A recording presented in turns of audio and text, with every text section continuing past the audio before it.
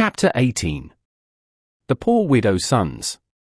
And it came to pass that Enmer Kar did gather his people as one in the name of the Lord, and each were given charge over their duties that they might be one, even as was Zion. And unto some was it given to plough the fields, and to plant, and to harvest, and to give fruits and grains to the storehouses, and unto others was it given to herd the beasts of the fields, and give milk and meat that the storehouses should be full. And unto others was it given to build houses that all might have a place to lay their heads at night, and to build houses for worship, and tabernacles, and other such buildings that the people might gather and have shelter from the storms. And to others was it given to make walls, and unto others was it given to make all manner of weapons of war, and these to protect all that they had made and were making. And to others was it given to keep the peace and to pass judgment unto those that did break the laws.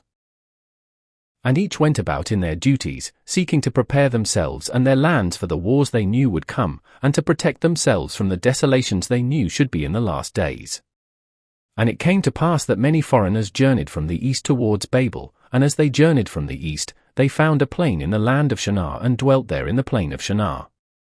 And it came to pass that these foreigners came into the lands of Babel, and the people of Babel feared that these had come to bring the wars and desolation they knew should come at the last days. And it came to pass that many of the strangers were gathered up and thrown into prisons, and these strangers began to suffer, for they knew not that the end was nigh. And it came to pass that a certain widow and her sons were among those cast into prison, and these were brought before a certain judge.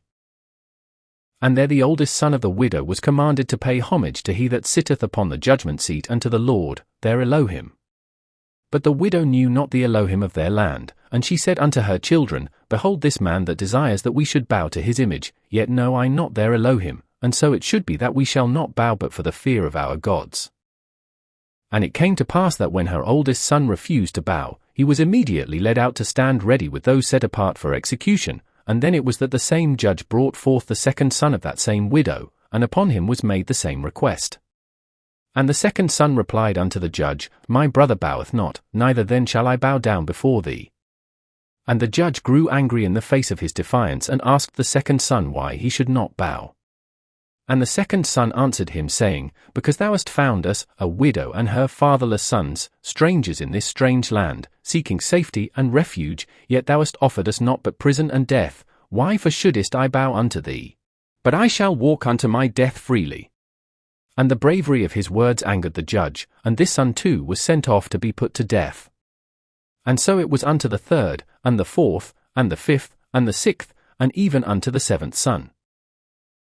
And it came to pass that the record keeper did soften his heart towards the widow and her sons, and the record keeper came before the judge, saying, Behold, these art young, and hast seen but little of the joys of life that we here that are blessed of the Lord have been privy, therefore, should we not save them, and raise them up in the goodness of the Lord, that their futures should be that these wouldst make a joyful noise unto the Lord.